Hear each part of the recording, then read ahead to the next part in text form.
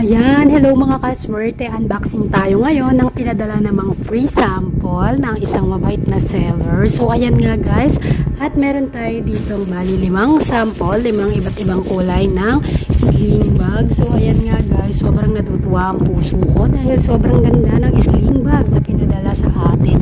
So ayan nga, para mas makita nyo at makita nyo talaga na maganda itong sling bag na to. Ayan, mag-open tayo ng isa at ang ating na-open nga ay yung ating color brown. Grabe guys, yung pagka-leather ng bag na to. Para siyang premium quality and mall quality. At maganda rin ang kanyang yung zipper niya guys ha. Super ganda buksan ang zipper niya.